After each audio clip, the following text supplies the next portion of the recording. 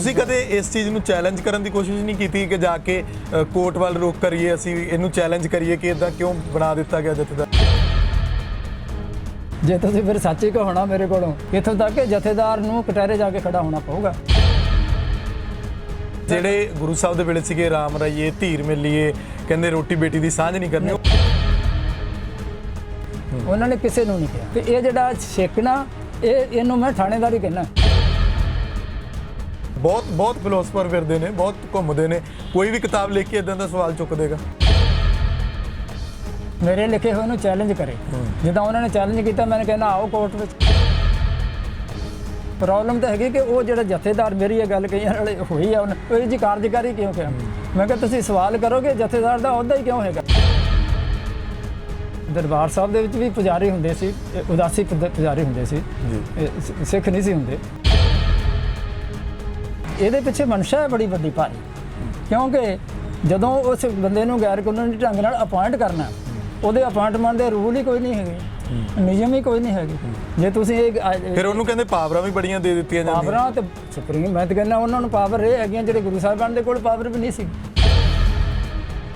ਤੇ ਸਾਡਾ ਧਿਆਨ ਜਿਹੜਾ ਜ਼ਿਆਦਾ ਜਾਂਦਾ ਕਿ ਜਥੇਦਾਰ ਦੀ ਕਾਰਗੁਜ਼ਾਰੀ ਨਹੀਂ ਠੀਕ ਜੀ, ਉਹਨੇ ਮਾਫੀ ਦੇਤੀ ਜੀ, ਉਹਨੇ ਆ ਕਮੇਟੀ ਕਿਉਂ ਬਣਾਤੀ ਜੀ। ਮੇਰੇ ਵਾਸਤੇ ਜ਼ਿਆਦਾ ਪੁਆਇੰਟ ਹੈ ਕਿ ਇਹਦੀ ਵੈਲਿਡਿਟੀ ਕੀ ਹੈ। ਜਿਹੜਾ ਇਹ ਇਸ ਵੇਲੇ ਜਥੇਦਾਰ ਹੈ ਅਕਾਲ ਤਖਤ ਦਾ, ਪਹਿਲੀ ਗੱਲ ਤਾਂ ਇਹ ਬੜੀ ਹੈਰਾਨੀ ਦੀ ਗੱਲ ਹੈ ਕਿ ਉਹ ਕੋਈ ਕਿਸੇ ਜਥੇ ਦਾ ਮੁਖੀ ਨਹੀਂ ਹੈਗਾ। ਸਤਿ ਸ਼੍ਰੀ ਅਕਾਲ, ਤੁਸੀਂ ਲੋਕਰਾਜ ਚੈਨਲ ਪੰਜਾਬੀ ਦੇਖ ਰਹੇ ਹੋ। ਮੈਂ ਆ ਤੁਹਾਡੇ ਨਾਲ ਸੁਖਵਿੰਦਰ ਸਿੰਘ।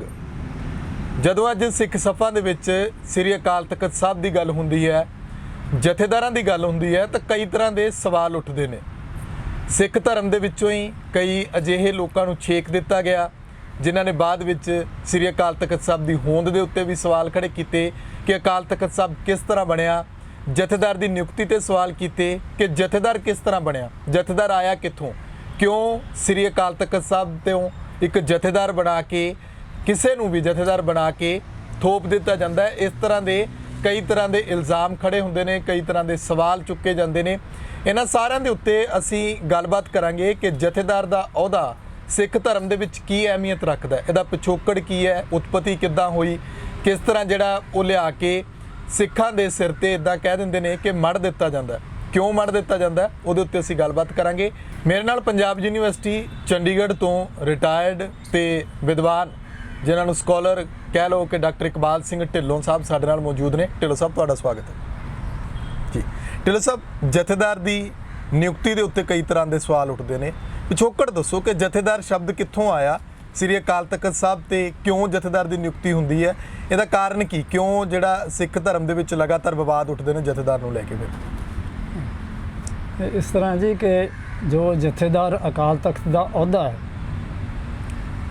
ਇਹ ਬੜੀ ਵਿਚਿੱਤਰ ਸਥਿਤੀ ਹੈ, ਬੜੇ ਹੈਰਾਨੀਜਨਕ ਸਥਿਤੀ ਹੈ, ਔਰ ਬੜੀ ਨਿਰਾਸ਼ਾਜਨਕ ਵੀ ਹੈ। ਖਾਸ ਕਰਕੇ ਉਦੋਂ ਜਦੋਂ ਇਸ ਦੇ ਅਸੀਂ ਪਿਛੋਕੜ ਤੇ ਬਾਕੀਆਂ ਜੋ ਇਹਦੀਆਂ ਗੱਲਾਂ ਨੇ, ਪਹਿਲੂ ਨੇ, ਉਹਦੇ ਬਾਰੇ ਵਿਚਾਰ ਕਰਦੇ ਹਾਂ ਤੇ ਦੇਖਦੇ ਹਾਂ ਜਾਂ ਘੋਖਦੇ ਹਾਂ। ਜੋ ਜਥੇਦਾਰ ਦਾ ਅਹੁਦਾ ਚੱਲ ਰਿਹਾ ਹੈ ਇਸ ਵਕਤ, ਇਹ ਤਕਰੀਬਨ 100 ਸਾਲ ਪੁਰਾਣਾ, 90 ਸਾਲ ਪੁਰਾਣਾ। 1930 ਦੇ ਵਿੱਚ ਸਭ ਤੋਂ ਪਹਿਲਾਂ ਜਥੇਦਾਰ ਦੀ ਨਿਯੁਕਤੀ ਹੋਈ ਸੀ ਜੀ, ਸ਼੍ਰੋਮਣੀ ਗੁਰਦੁਆਰਾ ਪ੍ਰਬੰਧਕ ਕਮੇਟੀ ਵੱਲੋਂ। ਉਸ ਤੋਂ ਪਹਿਲਾਂ ਪਿਛਲੇ ਸਮੇਂ ਦੇ ਵਿੱਚ ਸਾਨੂੰ ਕਿਤੇ ਕਿਸੇ ਜਥੇਦਾਰ ਦੀ ਨਿਯੁਕਤੀ ਹੋਣ ਦਾ ਕੋਈ ਪ੍ਰਮਾਣ, ਕੋਈ ਸਬੂਤ ਨਹੀਂ ਮਿਲਦਾ। ਇਹ ਨਿਯੁਕਤੀ ਉਦੋਂ ਹੋਈ ਜਦੋਂ 1925 ਦਾ ਜਿਹੜਾ ਐਕਟ ਬਣਾਇਆ ਗਿਆ, ਸ਼੍ਰੋਮਣੀ ਗੁਰਦੁਆਰਾ ਪ੍ਰਬੰਧਕ ਕਮੇਟੀ 1925 ਦੇ ਵਿੱਚ ਬਣਿਆ, ਸਿੱਖ ਗੁਰਦੁਆਰਾ ਐਕਟ ਬਣਾਇਆ ਗਿਆ। ਹਾਂ, ਸਿੱਖ ਗੁਰਦੁਆਰਾ ਐਕਟ 1925। ਉਸ ਦੇ ਵਿੱਚ SGPC ਨੇ ਫੰਕਸ਼ਨ ਕਰਨਾ, ਉਹਦੀ ਕਾਰਗੁਜ਼ਾਰੀ ਸ਼ੁਰੂ ਹੋਈ ਹੈ 1926 ਦੇ ਵਿੱਚ ਜੀ। ਉਦੋਂ ਬਾਅਦ 4 ਸਾਲ ਤੋਂ ਬਾਅਦ 1930 ਦੇ ਵਿੱਚ ਇੱਕ ਅਹੁਦਾ ਪੈਦਾ ਕੀਤਾ ਗਿਆ। ਉਹਦੇ ਮੈਂ ਥੋੜ੍ਹੀ ਜਿਹੀ ਬੈਕਗਰਾਊਂਡ ਦੱਸਣਾ ਚਾਹੂੰਗਾ। ਉਹਦੇ ਲਈ ਮੈਨੂੰ ਦੱਸਣਾ ਪਊਗਾ ਕਿ ਇੱਕ ਜਥੇਦਾਰ ਸ਼ਬਦ ਦਾ ਮਤਲਬ ਕੀ ਹੈ ਜੀ, ਤੇ ਇਹ ਜਥੇਦਾਰ ਸ਼ਬਦ ਇਹ ਇੱਥੇ ਆ ਕੇ ਅਕਾਲ ਤਖਤ ਸ਼ਬਦ ਦੇ ਨਾਲ ਕਿਵੇਂ ਜੋੜਿਆ ਗਿਆ ਜੀ। ਜਥੇਦਾਰ ਸ਼ਬਦ, ਜਥੇ ਦਾ ਇਹਦਾ ਅਰਥ ਇਹ ਹੁੰਦਾ ਹੈ ਕਿ ਕਿਸੇ ਜਥੇ ਦਾ ਮੁਖੀ। ਕੋਈ ਜਥਾ ਤਾਂ ਸਾਨੂੰ ਪਤਾ ਕਿ ਕੁਛ 20, 25, 30, 40, 50 ਜਿਹੜਾ ਅਗਵਾਈ ਕਰਦਾ ਹੋਵੇ, ਤੇ ਉਹਦੀ ਜਿਹੜੀ ਅਗਵਾਈ ਕਰਨ ਵਾਲਾ ਬੰਦਾ, ਉਸ ਨੂੰ ਦਾਰ ਫਾਰਸੀ ਦਾ ਸ਼ਬਦ ਹੈ, ਉਹਦਾ ਮਤਲਬ ਮੁਖੀ। ਤੇ ਉਹ ਜਥੇ ਦਾ ਮੁਖੀ ਹੁੰਦਾ ਹੈ ਜਿਹੜਾ, ਉਹ ਜਥੇਦਾਰ ਉਸ ਨੂੰ ਕਿਹਾ ਜਾਂਦਾ। ਇਹ 18ਵੀਂ ਸਦੀ ਤੋਂ ਲੈ ਕੇ ਪ੍ਰਚਲਿਤ ਹੈ ਵੈਸੇ ਸਿੱਖ ਇਤਿਹਾਸ ਦੇ ਵਿੱਚ। ਔਰ ਜਿਹੜਾ ਇਹ ਇਸ ਵੇਲੇ ਜਥੇਦਾਰ ਹੈ ਅਕਾਲ ਤਖਤ ਦਾ, ਪਹਿਲੀ ਗੱਲ ਤਾਂ ਇਹ ਬੜੀ ਹੈਰਾਨੀ ਦੀ ਗੱਲ ਹੈ ਕਿ ਉਹ ਕੋਈ ਕਿਸੇ ਜਥੇ ਦਾ ਮੁਖੀ ਨਹੀਂ ਹੈਗਾ ਜੀ, ਕਿਉਂਕਿ ਜਥੇ ਜਿਹੜਾ ਮੁਖੀ ਆ ਉਹਦੇ ਕੋਲ ਤਾਂ ਜਿਹੜਾ ਜਥਾ ਹੋਏਗਾ ਉਹਦੇ 20 25 30 40 50 ਬੰਦੇ ਹੋਣਗੇ, ਉਸ ਤੋਂ ਜ਼ਿਆਦਾ ਨਹੀਂ ਹੁੰਦੇ, ਉਸ ਤੋਂ ਜ਼ਿਆਦਾ ਤਾਂ ਕੰਟਰੋਲ ਹੀ ਨਹੀਂ ਕਰ ਸਕਦਾ, ਨਾ ਰਹੇ ਹੈ ਕਦੇ ਜੇ ਪੁਰਾਣੇ ਇਤਿਹਾਸ ਵਿੱਚ ਦੇਖੀਏ। ਇਹ ਬੜੀ ਹੈਰਾਨੀ ਵਾਲੀ ਔਰ ਹਾਸੋਹੀਣੀ ਗੱਲ ਹੈ ਕਿ ਜਿਹੜਾ ਅਕਾਲ ਤਖਤ ਦਾ ਜਥੇਦਾਰ ਉਹ ਕਿਹੜੇ ਜਥੇ ਦਾ ਮੁਖੀ ਹੈ, ਉਹਦਾ ਦਾਇਰਾ ਕੀ ਹੈ, ਉਹਦਾ ਕੀ ਹੈ, ਉਹ ਤਾਂ ਬਹੁਤ ਵਿਸ਼ਾਲ, ਉਹ ਤਾਂ ਸਾਰੇ ਸਿੱਖ ਭਾਈਚਾਰੇ ਦਾ ਹੀ ਆਪਣੇ ਆਪ ਨੂੰ ਮੁਖੀ ਸਮਝ ਰਿਹਾ ਜੀ। ਉਸ ਗੱਲ ਵੱਲ ਤਾਂ ਆਪਾਂ ਬਾਅਦ ਵਿੱਚ ਆਵਾਂਗੇ ਜੀ। ਜਥੇਦਾਰ ਜੋ ਇਸ ਵੇਲੇ ਸ਼ੁਰੂ ਹੋਇਆ ਵਰਤਣਾ, ਉਹ ਸਭ ਤੋਂ ਪਹਿਲਾਂ ਇੱਕ ਸਰਦਾਰ ਤੇਜਾ ਸਿੰਘ ਭੁੱਚਰ ਹੋਏ ਆ ਜੀ। ਉਹ ਪਹਿਲਾਂ ਗੜਗੱਜ ਖਾਲਸਾ ਦੀਵਾਨ ਜਥੇ ਦੇ ਮੁਖੀ ਹੁੰਦੇ ਸੀਗੇ ਜੀ। ਉਹ ਜਥਾ ਬਾਕੀ ਹੋਰ ਜਥਿਆਂ ਵਾਂਗ ਸਿੱਖ ਸੁਧਾਰ ਲਹਿਰ ਦੇ ਵਿੱਚ ਉਹ ਬੜਾ ਸਕਰੀय ਸੀਗਾ, ਬੜਾ ਉਹਨਾਂ ਦੀ ਕਾਰਗੁਜ਼ਾਰੀ ਬਹੁਤ ਵਧੀਆ ਸੀ। ਔਰ ਹੋਇਆ ਕਿ 1920 ਦੇ ਵਿੱਚ ਜਿਹੜਾ ਗੁਰਦੁਆਰਾ ਅਕਾਲ ਬੁੰਗਾ ਜੀ, ਜਿਹਨੂੰ ਅੱਜ ਕੱਲ੍ਹ ਅਕਾਲ ਤਖਤ ਕਿਹਾ ਜਾਂਦਾ ਜੀ, ਇਹ ਗੁਰਦੁਆਰਾ ਅਕਾਲ ਬੁੰਗਾ ਹੁੰਦਾ ਸੀਗਾ 1920 ਦੇ ਵੇਲੇ ਜੀ। ਉੱਥੇ ਜਿਹੜਾ ਪੁਜਾਰੀ ਹੁੰਦੇ ਸੀ, ਦਰਬਾਰ ਸਾਹਿਬ ਦੇ ਵਿੱਚ ਵੀ ਪੁਜਾਰੀ ਹੁੰਦੇ ਸੀ, ਉਦਾਸੀ ਪੁਜਾਰੀ ਹੁੰਦੇ ਸੀ ਜੀ, ਸਿੱਖ ਨਹੀਂ ਸੀ ਹੁੰਦੇ। ਗੁਰਦੁਆਰਾ ਅਕਾਲ ਬੁੰਗਾ ਦੇ ਵਿੱਚ ਵੀ ਪੁਜਾਰੀ ਹੀ ਹੁੰਦਾ ਸੀ ਜੀ। ਤੇ ਉਹ ਪੁਜਾਰੀ ਉੱਥੋਂ, ਉਹਦਾ ਬੈਕਗਰਾਊਂਡ, ਉਹਦੇ ਜਾਣ ਦੀ ਜਾਂ ਉਸ ਨੂੰ ਉੱਥੋਂ ਕਿਉਂ ਚਲੇ ਗਿਆ, ਖਾਲੀ ਹੋ ਗਿਆ, ਤੇ ਉਹਦੀ ਮੈਂ ਵਿੱਚ ਨਹੀਂ ਜਾਊਂਗਾ, ਬੜਾ ਵਿਸਥਾਰ ਚਾਹੁੰਦਾ ਹੈਗਾ। ਪਰ ਉਹ ਇੱਕ ਜਥਾ 17 ਮੈਂਬਰੀ ਕਮੇਟੀ ਬਣੀ, ਉਹਦਾ ਜਿਹੜਾ ਮੁਖੀ ਸੀ ਉਹ ਤੇਜਾ ਸਿੰਘ ਭੁੱਚਰ ਸੀ। ਤੇ ਉਹ ਜਥੇਦਾਰ, ਕਿਉਂਕਿ ਪਹਿਲਾਂ ਉਹ ਗੜਗੱਜ ਦੀਵਾਨ ਜਥੇਦਾਰ, ਖਾਲਸਾ ਦੀਵਾਨ ਦੇ ਜਥੇਦਾਰ ਸੀਗਾ, ਜਦੋਂ ਇਹਦਾ ਮੁਖੀ ਜਾਂ ਪ੍ਰਧਾਨ ਬਣਿਆ 17 ਮੈਂਬਰੀ ਕਮੇਟੀ ਦਾ, ਜਿਹਨੂੰ ਚਾਰਜ ਦਿੱਤਾ ਗਿਆ ਗੁਰਦੁਆਰਾ ਅਕਾਲ ਬੁੰਗਾ ਦਾ ਤੇ ਸੇਵਾ ਸੰਭਾਲ ਦਾ, ਤੇ ਉਹਦੇ ਨਾਂ ਦੇ ਨਾਲ ਉਹ ਜਥੇਦਾਰ ਸ਼ਬਦ ਚੱਲਦਾ ਹੁੰਦਾ ਰਿਹਾ। ਉੱਥੋਂ ਜਥੇਦਾਰ ਸ਼ੁਰੂ ਹੋਇਆ, ਉੱਥੋਂ ਜਥੇਦਾਰ ਇਹਦੇ ਨਾਲ ਅਕਾਲ ਬੁੰਗਾ ਦੇ ਨਾਲ ਜੋੜ ਕੇ ਜਥੇਦਾਰ ਸ਼ਬਦ ਤੇਜਾ ਸਿੰਘ ਭੁੱਚਰ ਤੋਂ ਸ਼ੁਰੂ ਹੋਇਆ, ਕਿਉਂਕਿ ਪਹਿਲਾਂ ਉਹਦੇ ਨਾਲ ਬਿਲਕੁਲ ਪਹਿਲਾਂ ਜਿਵੇਂ ਆਪਾਂ ਦੇਖਿਆ ਕਿ ਆਮ ਸਿੱਖਾਂ ਦੇ ਜਦੋਂ ਗੁਰੂ ਸਾਹਿਬ ਦਾ ਵੇਲਾ ਸੀ, ਬਾਬਾ ਬੁੱਢਾ ਸਾਹਿਬ, ਬਾਬਾ ਦੀਪ ਸਿੰਘ, ਕੋਈ ਜਥੇਦਾਰੀ ਦਾ ਮੇਰੇ ਖਿਆਲ ਜ਼ਿਕਰ ਹੀ ਨਹੀਂ ਹੁੰਦਾ ਹੋਣਾ ਉਦੋਂ ਜਥੇਦਾਰ ਹੁੰਦੇ ਤੇ ਸੀਗੇ ਉਹ ਜਿਹੜੀਆਂ ਮਿਸਲਾਂ ਦੇ ਵੇਲੇ ਜੀ, ਔਰ ਜਿਹੜੇ ਉਹਨਾਂ ਤੋਂ ਪਹਿਲਾਂ ਜਿਹੜਾ ਸਾਡਾ ਸੰਘਰਸ਼ ਚੱਲ ਰਿਹਾ ਸੀਗਾ ਉਹਦੇ ਕਾਫੀ ਸਾਰੇ ਜਥੇ ਹੁੰਦੇ ਸੀਗੇ, ਜਿਹਨੂੰ ਅਗਵਾਈ ਦੇ ਦਿੰਦੇ ਸੀ, ਉਹਨੂੰ ਮੰਨ ਲੈਂਦੇ ਸੀ ਕਿ ਸਾਡਾ ਜਥੇਦਾਰ ਹੁੰਦਾ ਸੀਗਾ, ਉਹਨੂੰ ਜਥੇਦਾਰ ਕਹਿ ਦਿੰਦੇ ਸੀ। ਪਰ ਇਸ ਵੇਲੇ ਜਿਹੜੇ ਜਿਹੜੇ ਗੁਰਦੁਆਰਾ ਸੁਧਾਰ ਲਹਿਰ ਦੇ ਵਿੱਚ ਜਥੇਦਾਰ ਬਣੇ ਆ ਅਲੱਗ-ਅਲੱਗ ਜਥਿਆਂ ਦੇ, ਉਹਨਾਂ ਵਿੱਚੋਂ ਇੱਕ ਸੀ ਇਹ ਤੇਜਾ ਸਿੰਘ ਭੁੱਚਰ। ਜਦੋਂ ਇਹ ਤੇਜਾ ਸਿੰਘ ਭੁੱਚਰ ਜੀ ਇਹ ਬਣੇ, ਇਹਦੇ ਜਥੇਦਾਰ ਉਹਨਾਂ ਨੂੰ ਕਿਹਾ ਗਿਆ, ਮੁਖੀ ਬਣੇ, ਜਿਹੜੀ ਸੇਵਾ ਸੰਭਾਲ ਕਮੇਟੀ ਸੀ 17 ਮੈਂਬਰੀ, ਉਹ ਫਿਰ ਥੋੜਾ ਚਿਰ ਚੱਲੀ, 1920 ਦੇ ਵਿੱਚ ਬਣੀ ਸੀਗੀ, ਤੇ ਥੋੜਾ ਚਿਰ ਅੱਗੇ ਚੱਲੀ, ਮੁੜ ਕੇ ਜਿਹੜਾ ਹੈ ਗੁਰਦੁਆਰਾ ਐਕਟ ਬਣ ਗਿਆ। ਤੇ ਉਹ ਗੁਰਦੁਆਰਾ ਐਕਟ ਤੋਂ ਬਾਅਦ ਬੜੀ ਹੈਰਾਨੀ ਦੀ ਗੱਲ ਹੈ, ਗੁਰਦੁਆਰਾ ਐਕਟ ਵਿੱਚ ਇਹ ਹੋਇਆ ਕਿ ਜਿਹੜਾ ਗੁਰਦੁਆਰਾ ਅਕਾਲ ਬੁੰਗਾ ਸੀ ਉਹਦਾ ਨਾਮ, ਜਿਹੜੀ ਲਿਸਟ ਬਣੀ ਗੁਰਦੁਆਰਿਆਂ ਦੀ, ਉਹਦੇ ਵਿੱਚ ਉਹਦਾ ਲਿਖ ਦਿੱਤਾ ਗੁਰਦੁਆਰਾ ਸ੍ਰੀ ਅਕਾਲ ਤਖਤ ਸਾਹਿਬ। ਉਹ ਉਸ ਨੂੰ ਉਹਦਾ ਨਾਮ ਹੀ ਬਦਲ ਦਿੱਤਾ, ਅਕਾਲ ਬੁੰਗੇ ਨੂੰ ਅਕਾਲ ਤਖਤ ਬਣਾ ਦਿੱਤਾ। ਗੁਰਦੁਆਰਾ ਅਕਾਲ ਬੁੰਗਾ ਦਾ ਨਾਮ ਲਿਖ ਦਿੱਤਾ ਗੁਰਦੁਆਰਾ ਸ੍ਰੀ ਅਕਾਲ ਤਖਤ ਸਾਹਿਬ। ਇਹ ਕਿਵੇਂ ਹੋਇਆ, ਕਿਉਂ ਹੋਇਆ, ਉਹਦੇ ਪਿੱਛੇ ਕਾਰਨ ਕੀ ਸੀਗਾ, ਇਹਦਾ ਕਿਤੇ ਵੇਰਵਾ ਨਹੀਂ ਮਿਲਦਾ। ਇਹਨੂੰ ਅਸੀਂ ਜਿਹੋ ਜਿਹੀ ਮਰਜ਼ੀ ਨਾਮ ਦੇ ਦਿਓ ਕਿ ਇਹੋ ਜਿਹੀ ਕਾਰਵਾਈ ਜਿਹੜੀ ਧੋਖੇ ਦੀ ਕਾਰਵਾਈ ਵੀ ਕਿਹਾ ਜਾ ਸਕਦਾ ਕਿ ਇਹ ਕਿਵੇਂ ਇਹ ਸ਼ਬਦ ਅਕਾਲ ਬੁੰਗਾ ਤੋਂ ਬਦਲ ਕੇ ਗੁਰਦੁਆਰਾ ਸ੍ਰੀ ਅਕਾਲ ਤਖਤ ਸਾਹਿਬ ਆ ਗਿਆ। ਇਹ ਲਿਸਟ ਦੇ ਵਿੱਚ ਆਇਆ, ਜਿਹੜੀ 1926 ਦੇ ਵਿੱਚ ਲਿਸਟ ਬਣੀ 1925 ਦੇ ਵਿੱਚ ਗੁਰਦੁਆਰਾ ਐਕਟ ਦੇ ਨਾਲ। ਤੇ ਮੁੜ ਕੇ ਫਿਰ ਦੁਬਾਰਾ 1926 'ਚ ਇੱਕ ਹੋਰ ਲਿਸਟ ਬਣੀ ਰਿਵਾਈਜ਼ ਕਰਕੇ, ਉਹਦੇ ਵਿੱਚ ਗੁਰਦੁਆਰਾ ਸ੍ਰੀ ਅਕਾਲ ਤਖਤ ਸਾਹਿਬ ਦੇ ਨਾਲ ਬ੍ਰੈਕਟ ਦੇ ਵਿੱਚ ਲਿਖਿਆ ਹੋਇਆ ਕਿ ਅਕਾਲ ਬੁੰਗਾ ਜੀ, ਉਹ ਅਕਾਲ ਬੁੰਗਾ ਵੀ ਨਾਲ ਲਿਖਿਆ ਹੋਇਆ ਜੀ। ਸੋ 1926 ਦੇ ਵਿੱਚ ਕੀ ਹੋਇਆ ਕਿ ਗੁਰਦੁਆਰਾ ਐਕਟ ਦੇ ਲਿਹਾਜ਼ ਨਾਲ ਗ੍ਰੰਥੀ ਅਪਾਇੰਟ ਹੋਣੇ ਸ਼ੁਰੂ ਹੋ ਗਏ ਜੀ। 1920 ਤੋਂ ਲੈ ਕੇ 1926 ਤੱਕ ਅਕਾਲ ਬੁੰਗਾ ਦਾ ਕੋਈ ਗ੍ਰੰਥੀ ਨਹੀਂ ਸੀ ਜੀ।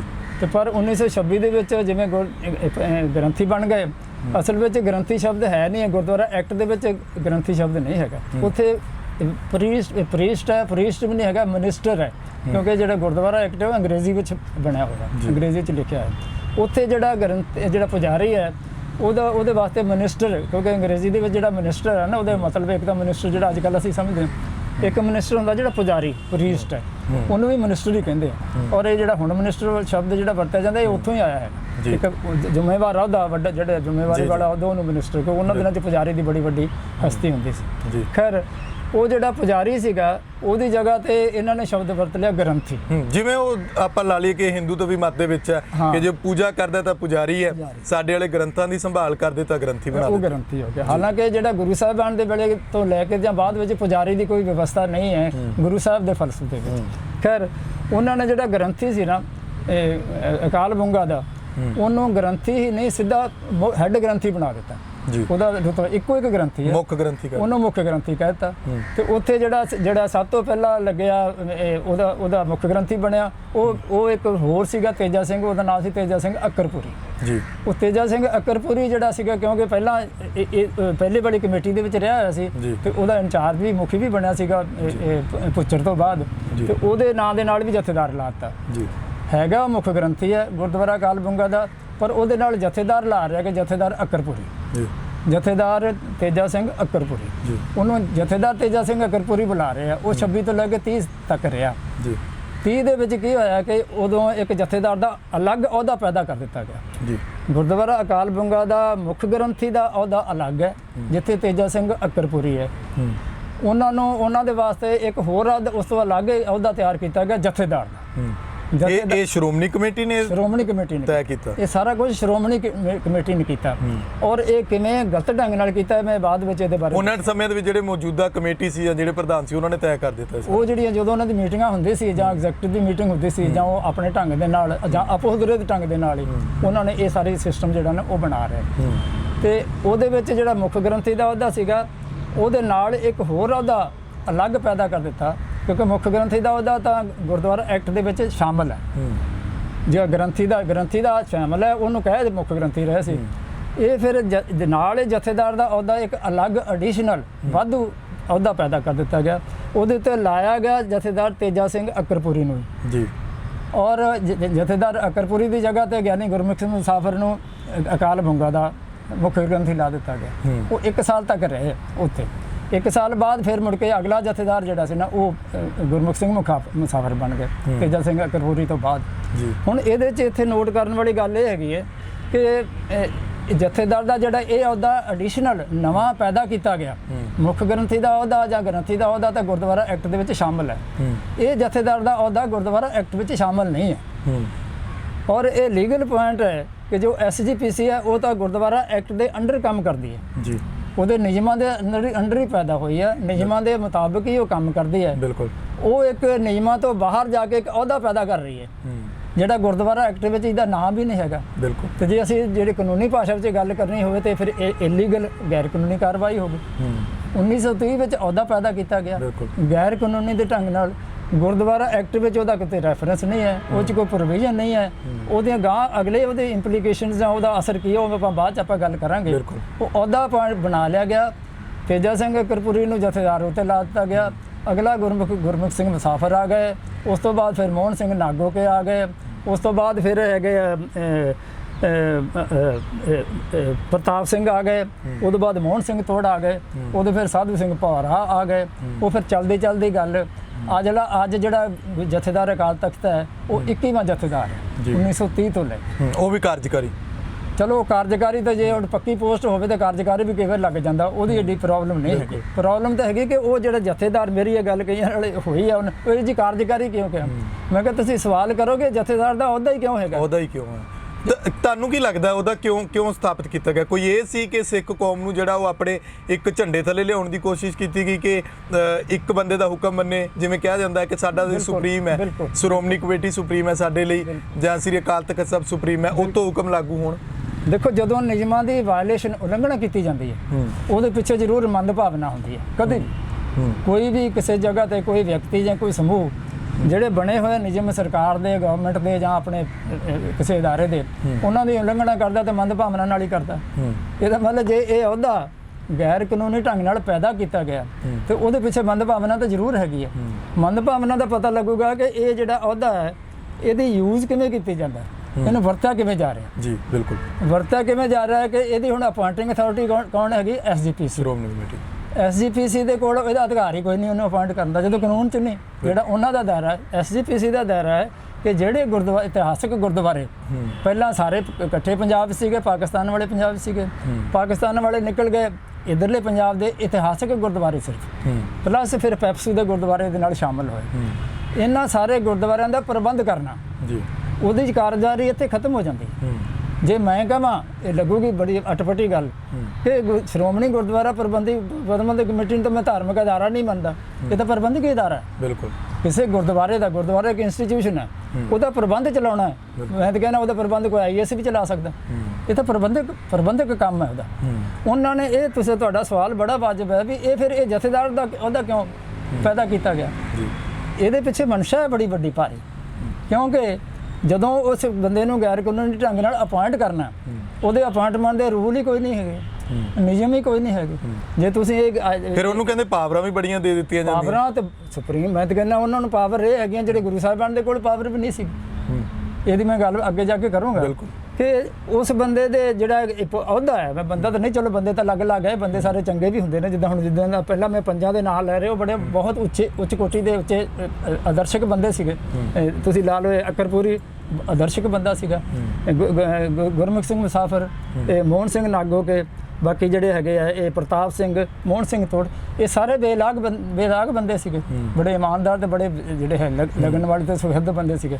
ਉਦੋਂ ਬਾਅਦ ਜੋ ਜਲੂਸ ਨਿਕਲਿਆ ਅਗਲੇ 15 ਜਥੇਦਾਰਾਂ ਦਾ, ਫਿਰ ਸਵਾਲ ਉੱਠਣੇ ਲਾਜ਼ਮੀ ਸੀ ਵੀ ਆਖਿਰਕਾਰ ਜਥੇਦਾਰ ਦੀ ਲੋੜ ਕਿਉਂ ਪੈ ਗਈ। ਹੁਣ ਇਹਦੇ ਵਿੱਚ ਜ਼ਿਆਦਾ ਆਪਾਂ ਨੂੰ ਸਾਡਾ ਧਿਆਨ ਜਿਹੜਾ ਜ਼ਿਆਦਾ ਜਾਂਦਾ ਕਿ ਜਥੇਦਾਰ ਦੀ ਕਾਰਗੁਜ਼ਾਰੀ ਨਹੀਂ ਠੀਕ ਜੀ, ਉਹਨੇ ਮਾਫੀ ਦੇ ਦਿੱਤੀ ਜੀ, ਉਹਨੇ ਆ ਕਮੇਟੀ ਕਿਉਂ ਬਣਾਤੀ। ਮੇਰੇ ਵਾਸਤੇ ਜ਼ਿਆਦਾ ਪੁਆਇੰਟ ਹੈ ਕਿ ਇਹਦੀ ਵੈਲਿਡਿਟੀ ਕੀ ਹੈ, ਇਹਦੀ ਜਿਹੜੀ ਹੈਗੀ ਹੈ, ਇਹਨੂੰ ਆਪਾਂ ਜਿਹੜੀ ਉੱਚਤਾ ਕੀ ਹੈਗੀ ਹੈ, ਇਹ ਅਹੁਦਾ ਕਿਉਂ ਪੈਦਾ ਕੀਤਾ, ਔਰ ਖਾਸ ਕਰਕੇ ਜਿਹੜਾ ਤੁਹਾਡੇ ਵਾਲਾ ਸਵਾਲ ਹੈ ਕਿ ਇਹਦੇ ਪਿੱਛੇ ਮਨਸ਼ਾ ਕੀ ਹੈਗੀ। ਮਨਸ਼ਾ ਇਹ ਹੈਗੀ ਹੈ ਕਿ ਜਦੋਂ ਅਪਾਇੰਟਿੰਗ ਅਥਾਰਟੀ ਦੇ ਕੋਲ ਅਪਾਇੰਟ ਕਰਨ ਦੀ ਤਾਕਤ ਹੀ ਨਹੀਂ, ਇਹਦਾ ਮਤਲਬ ਉਹਨੂੰ ਉਹ ਜਿਹੜਾ ਮਰਜ਼ੀ ਢੰਗ ਉਹ ਲਾਊਗੀ ਵੀ ਜਿਹੜਾ ਉੱਤੇ ਕਾਬਜ਼ ਹੈ, ਜਿਹੜੀ ਧਿਰ ਕਾਬਜ਼ ਹੈ, ਕਿਉਂਕਿ ਉੱਥੇ ਇਲੈਕਸ਼ਨ ਹੁੰਦੇ ਨੇ ਤੇ ਇਲੈਕਸ਼ਨ ਦੇ ਵਿੱਚ ਜਿਹੜੀ ਧਿਰ ਜਿੱਤ ਗਈ, ਐਸਜੀਪੀਸੀ ਦੇ ਜਿਹੜੇ ਇਲੈਕਸ਼ਨ ਨੇ ਉਹ ਜਿੱਤ ਗਈ, ਤੇ ਜਿਹੜਾ ਉਹਨਾਂ ਦਾ ਪ੍ਰਧਾਨ ਜਾਂ ਉਹਦੇ ਪਿੱਛੇ ਜੋ ਉਹਦਾ ਪਿਛਲੀ ਧਿਰ ਹੈ, ਉਹ ਫਿਰ ਆਪਣੀ ਮਰਜ਼ੀ ਨਾਲ ਇਹਨੂੰ ਲਾਉਣਗੇ।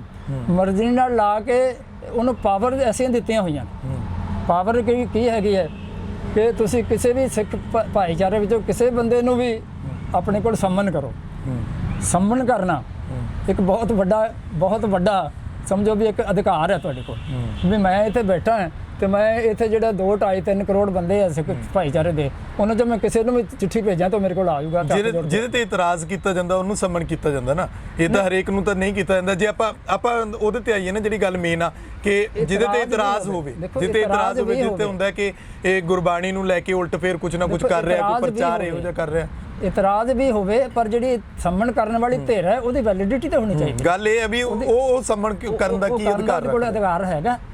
ਜੇ ਮੈਂ ਇੱਥੇ ਕੋਈ ਵਾਇਲੇਸ਼ਨ ਕਰਦਾ ਤੇ ਇੱਥੇ ਸਾਹਮਣੇ ਟ੍ਰੈਫਿਕ ਦਾ ਸਿਪਾਹੀ ਖੜਾ, ਉਹ ਮੈਨੂੰ ਕਹੇਗਾ ਤੂੰ ਹੈਲਮਟ ਨਹੀਂ ਪਹਿਨਾ ਜਾਂ ਤੂੰ ਬੈਲਟ ਨਹੀਂ ਲਾਈ, ਉਹ ਮੇਰਾ ਉੱਥੇ ਰੁਕਣ ਦਾ ਫਰਜ਼ ਬਣਦਾ।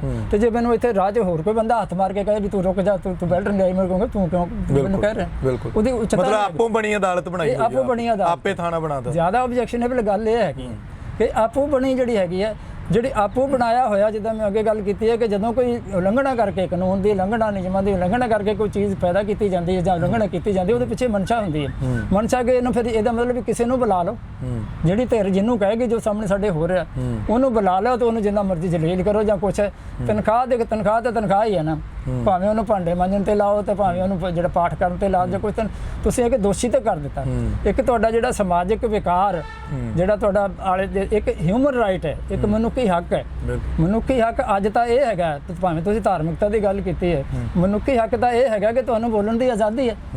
ਇਹ ਸਾਨੂੰ ਸੰਵਿਧਾਨ ਸਾਡਾ ਕਾਨੂੰਨੀ ਹੱਕ ਦਿੰਦਾ। ਅੱਜ 21ਵੀਂ ਸਦੀ ਦੇ ਵਿੱਚ ਆ ਕੇ ਮੈਨੂੰ ਬੋਲਣ ਦਾ ਹੱਕ ਨਹੀਂ। ਹਾਂ, ਜੇ ਮੈਨੂੰ ਬੋਲਣ ਦਾ ਹੱਕ ਹੈ ਤੇ ਮੈਨੂੰ ਮੌਕਾ ਦਿਓ, ਮੈਂ ਆਪਣਾ ਗੱਲ ਦੱਸਾਂ, ਤੁਸੀਂ ਆਪਣੀ ਗੱਲ ਦੱਸੋ। ਇਹ ਤਾਂ ਨਹੀਂ ਉਹ ਸਾਹਮਣੇ ਆ ਜਾਵੇ ਤੇ ਮੈਂ ਹੱਥ ਜੋੜ ਕੇ ਇੱਥੋਂ ਚੱਲ ਪਾਵਾਂ ਤੇ ਉੱਥੇ ਜਾ ਕੇ ਮੈਨੂੰ ਸਿੱਧਾ ਸੁਣਿਆ ਵੀ ਨਾ ਜਾਏ ਤੇ ਮੈਨੂੰ ਇਹ ਕਹਤਾ ਜੇ ਤੂੰ ਚੱਲ ਜਾ ਭਾਂਡੇ ਮਾਂਜ ਜਾ ਕੇ। ਇਹ ਕੋਈ ਤਰੀਕਾ ਤੇ ਨਾ, ਇਹ ਅੱਜ ਦੀ 21ਵੀਂ ਸਦੀ ਦਾ ਨਵੇਂ ਜਿਹੜਾ ਆਧੁਨਿਕ ਯੁੱਗ ਹੈ ਉਹਦਾ ਤਰੀਕਾ ਹੀ ਨਹੀਂ ਹੈਗਾ। ਮੇਰੇ ਹਿਊਮਨ ਰਾਈਟਸ ਨੇ, ਮੇਰਾ ਮਨੁੱਖੀ ਹੱਕ ਹੈ, ਇਹ ਮਨੁੱਖੀ ਹੱਕ ਦੀ ਵਾਇਲੇਸ਼ਨ ਹੈ। ਕਿਸੇ ਨੂੰ ਸੰਮਨ ਕਰਨਾ ਇੱਕ ਔਰ ਐਸੀ ਅਥਾਰਟੀ ਦੇ ਵੱਲੋਂ ਜਿਹਦਾ ਕਾਨੂੰਨੀ ਜਿਹੜਾ ਵੈਲਿਡਿਟੀ ਕੋਈ ਨਹੀਂ, ਉਹਦੀ ਕਾਨੂੰਨੀ ਮਾਨਤਾ ਹੀ ਕੋਈ ਨਹੀਂ, ਉਹ ਬੰਦਾ ਉਹ ਮੈਨੂੰ ਸੰਮਨ ਕਰ ਰਿਹਾ, ਇਹਦਾ ਮਤਲਬ ਉਹ ਆਪ ਅਪਰਾਧੀ ਹੈ। ਮੈਨੂੰ ਸੰਮਨ ਕਰਕੇ ਉਹ ਆਪ ਅਪਰਾਧੀ ਹੈ। ਢਿੱਲੋਂ ਸਾਹਿਬ, ਇੱਥੇ ਵੀ ਤਾਂ ਸਵਾਲ ਉੱਠਦੇ ਨੇ ਨਾ ਕਿ ਬੜੀ ਹੈਰਾਨਗੀ ਦੀ ਗੱਲ ਹੈ ਜਥੇਦਾਰ ਦੀ ਨਿਯੁਕਤੀ ਸ਼੍ਰੋਮਣੀ ਕਮੇਟੀ ਕਰਦੀ ਹੈ, ਹਾਂਜੀ ਤਨਖਾਹ ਸ਼੍ਰੋਮਣੀ ਕਮੇਟੀ ਦਿੰਦੀ ਹੈ, ਇਹਦੇ ਤੇ ਵੀ ਤਾਂ ਸਵਾਲ ਉੱਠਦੇ ਨੇ। ਇਹ ਵੀ ਤਾਂ ਤੁਸੀਂ ਆਪਣੀ ਕਿਤਾਬ ਦੇ ਵਿੱਚ ਮੈਂ ਆਪਣੀ ਜ਼ਿਕਰ ਕੀਤਾ ਕਿਤਾਬ 'ਚ ਲਿਖਿਆ ਹੈ, ਉਹਦੇ 'ਚ ਘਟਨਾ ਹੋਈ ਹੈ। ਜਦੋਂ ਮੈਂ ਕਿਤਾਬ ਲਿਖਿਆ ਸੀ, ਮੈਂ SGPC ਨੂੰ ਇੱਕ RTI ਦੇ ਵਿੱਚ ਲੈਟਰ ਪਾਇਆ, ਰਿਕੁਐਸਟ ਪਾਈ ਜੀ ਕਿ ਮੈਨੂੰ ਦੱਸੋ ਵੀ ਜਥੇਦਾਰ ਦਾ ਅਹੁਦਾ ਕਦੋਂ ਪੈਦਾ ਹੋਇਆ, ਕਿਵੇਂ ਪੈਦਾ ਹੋਇਆ, ਜਿਹੜਾ ਤੁਸੀਂ ਅਪਾਇੰਟਮੈਂਟ ਕਰ ਰਹੇ ਹੋ ਇਹਦੀ ਯੋਗਤਾਵਾਂ ਕੀ ਹੈਗੀਆਂ। ਮਿਨੀਮਮ ਯੋਗਤਾ ਤਾਂ ਹੁੰਦੀ ਨਾ, ਹਰ ਨੌਕਰੀ ਜਿਹੜੀ ਹੁੰਦੀ ਹੈ ਉਹਦੀ ਯੋਗਤਾ ਹੁੰਦੀ ਹੈ ਵੀ ਇੰਨਾ ਪੜ੍ਹਿਆ ਲਿਖਿਆ ਹੋਣਾ ਚਾਹੀਦਾ ਜਾਂ ਉਹਦੇ ਕੋਲ ਟ੍ਰੇਨਿੰਗ ਹੋਣੀ ਚਾਹੀਦੀ ਹੈ। ਫਿਰ ਹੈ ਕਿ ਉਹਦਾ ਜਿਹੜੀ ਹੈ ਅਪਾਇੰਟਿੰਗ ਅਥਾਰਟੀ ਕੌਣ ਹੈ, ਉਹਨੂੰ ਜਿਹੜਾ ਹੈਗਾ ਉਹਨੂੰ ਕੱਢਣ ਦੀ ਜਿਹੜੀ ਹੈਗੀ ਕਿਹਦੇ ਕੋਲ ਹੈਗੀ ਹੈ, ਤੁਹਾਡੀ ਅਪਾਇੰਟਮੈਂਟ ਦਾ ਪ੍ਰੋਸੀਜਰ ਕੀ ਹੈ। ਜੀ ਕੋਈ ਵੀ ਜਿਹੜਾ ਇਦਾਰਾ ਹੈ, ਹੁਣ SGPC ਦਾ ਜਿਹੜੀ ਅਪਰੂਵਡ ਜਾਂ ਮਾਨਤਾ ਪ੍ਰਾਪਤ ਇਦਾਰਾ ਹੈਗਾ, ਜੀ ਉਹਨੂੰ ਇਸ਼ਤਿਹਾਰ ਦੇਣਾ ਪਏਗਾ ਅਖਬਾਰ ਦੇ ਵਿੱਚ ਜੀ ਕਿ ਆਹ ਸਾਡੇ ਕੋਲ ਪੋਸਟ ਖਾਲੀ ਹੋਈ ਹੈ, ਇਹਦੇ ਵਾਸਤੇ ਤੁਸੀਂ ਅਪਲਾਈ ਕਰੋ, ਜੀ। ਇਹਦੀਆਂ ਮਿਨੀਮਮ ਯੋਗਤਾਵਾਂ ਇਹ ਹੈਗੀਆਂ, ਜੀ। ਇੰਨਾ ਤੁਹਾਡੇ ਕੋਲ ਤਜਰਬਾ ਹੋਣਾ ਚਾਹੀਦਾ, ਇੰਨੀ ਤੁਹਾਡੀ ਉਮਰ ਹੋਣੀ ਚਾਹੀਦੀ ਹੈ ਜੀ। ਮਿਨੀਮਮ। ਜੀ। ਤੇ ਤੁਸੀਂ ਉਹਦੇ ਵਾਸਤੇ ਫਿਰ ਜਦੋਂ ਐਪਲੀਕੇਸ਼ਨ ਆ ਜਾਂਦੀ ਆ, ਉਹਨਾਂ ਨੂੰ ਸ਼ਾਰਟ ਲਿਸਟ ਕਰੋ ਜਾਂ ਭਾਵੇਂ ਜਿਸ ਤਰ੍ਹਾਂ ਕਰੋ, ਉਹਨਾਂ ਨੂੰ ਫਿਰ ਇੰਟਰਵਿਊ ਤੇ ਬੁਲਾਇਆ ਜਾਂਦਾ। ਜੀ ਇੰਟਰਵਿਊ ਤੇ ਬੁਲਾ ਕੇ ਫਿਰ ਉਹਦੀ ਸਿਲੈਕਸ਼ਨ ਕਮੇਟੀ ਉਹਦੀ ਸਿਲੈਕਸ਼ਨ ਕਰਦੀ ਹੈ। ਹਾਂਜੀ, ਇਹ ਪ੍ਰੋਸੀਜਰ ਹੈ। ਮੈਂ ਉਹਨਾਂ ਤੋਂ ਪੁੱਛਿਆ ਵੀ ਪ੍ਰੋਸੀਜਰ ਕੀ ਹੈਗਾ ਇਹਦਾ, ਜੀ ਫਿਰ ਇਹਦਾ ਤਨਖਾਹ ਪੇ ਸਕੇਲ ਕੀ ਹੈ, ਫਿਰ ਜਵਾਬ ਕੀ ਆਇਆ ਸੀ? ਮੈਂ ਦੱਸਦਾ ਇਹਦਾ ਪੇ ਸਕੇਲ ਕੀ ਹੈ, ਜੀ। ਇਹਦੀਆਂ ਜਿਹੜੀਆਂ ਇਹਦੇ ਬਾਕੀ ਇਹਦੀ ਤਨਖਾਹ ਕਿੰਨੀ ਹੈ, ਉਹਦੀ ਪਰਕਸ ਕਿੰਨੇ ਹੈਗੇ, ਨਾਲ ਹੋਰ ਸੁਵਿਧਾਵਾਂ ਉਹਦੀਆਂ ਕਿੰਨੀਆਂ ਹੈਗੀਆਂ, ਜਿਹੜੀਆਂ ਇਹਨੂੰ ਅਸੀਂ ਕਹਿੰਦੇ ਆ ਸਰਵਿਸ ਐਂਡ ਕੰਡਕਟ ਰੂਲਸ। ਇਹ ਜਿਹੜੇ ਜਥੇਦਾਰ ਜਿਹੜੀ ਅਪਾਇੰਟਮੈਂਟ ਤੁਸੀਂ ਕਰਦੇ ਹੋ, ਇਹਦੇ ਸਰਵਿਸ ਐਂਡ ਕੰਡਕਟ ਰੂਲਸ ਕੀ ਨੇ, ਔਰ ਇਹਦੇ ਬਾਕੀ ਸਾਰਾ ਜਿਹੜਾ ਪ੍ਰੋਸੀਜਰ ਕੀ ਹੈ ਇਹ ਮੈਨੂੰ ਦੱਸੋ। ਇਹ ਮੈਂ 10 12 15 ਸਵਾਲ ਉਹਨਾਂ ਨੂੰ ਪੇਸ਼ ਕੀਤੇ, ਮੈਨੂੰ ਉਹਦਾ ਜਵਾਬ ਨਹੀਂ ਦਿੱਤਾ ਉਹਨਾਂ ਨੇ। ਜੀ ਫਿਰ ਮੈਂ ਉਹਨਾਂ ਨੂੰ ਰਿਮਾਈਂਡਰ ਪਾਇਆ, ਫਿਰ ਉਹਨਾਂ ਨੂੰ ਮੈਂ ਮੁੜ ਕੇ ਅਪੀਲ ਪਾਈ, ਉੱਥੇ ਅਪੀਲ ਪਾਉਣੀ ਪੈਂਦੀ ਹੈ। ਬਾਅਦ ਜਦੋਂ ਜਵਾਬ ਨਾ ਆਵੇ ਉਹਨਾਂ ਕੋਲ ਫਿਰ ਅਪੀਲ ਪਾਈ ਦੀ ਹੈ ਜਿਹੜੇ ਉਸੇ ਅਦਾਰੇ ਦੇ ਵਿੱਚ। ਅਪੀਲ ਦੇ ਵਿੱਚ ਉਹਨਾਂ ਨੇ ਜਵਾਬ ਦਿੱਤਾ, ਕਹਿੰਦੇ ਜੀ ਇਹ ਜਦੋਂ 1984 ਦਾ ਸਾਕਾ ਹੋਇਆ ਸੀ, ਉਸ ਵੇਲੇ ਸਾਡਾ ਸਾਰਾ ਰਿਕਾਰਡ ਸੜ ਗਿਆ ਸੀ। ਇਹ ਸ਼੍ਰੋਮਣੀ ਕਮੇਟੀ ਨੇ ਜਵਾਬ ਦੇ ਕੇ ਜਵਾਬ ਦਿੱਤਾ, ਔਰ ਮੈਂ ਉਸ ਲੈਟਰ ਦੀ ਕਾਪੀ ਆਪਣੀ ਪੁਸਤਕ ਦੇ ਵਿੱਚ ਲਾਈ ਹੋਈ, ਜੀ ਸ਼ੋਅ ਕੀਤੀ ਹੋਈ। ਇੱਕ ਤਾਂ ਉਹਨਾਂ ਨੇ ਇਹ ਕਿਹਾ, ਤੇ ਦੂਜਾ ਕਿਹਾ ਵੀ ਇਹ ਜਿਹੜਾ ਇਹਨੂੰ ਲਾਉਂਦਾ ਕੌਣ ਹੈ, ਇਹਨੂੰ ਜੀ ਅੰਤਰਿਮ ਕਮੇਟੀ ਲਾਉਂਦੀ ਹੈ, ਮਤਲਬ ਐਗਜ਼ੈਕਟਿਵ ਜਿਹੜੀ ਹੈ SGPC ਦੀ ਉਹ ਲਾਉਂਦੀ ਹੈ।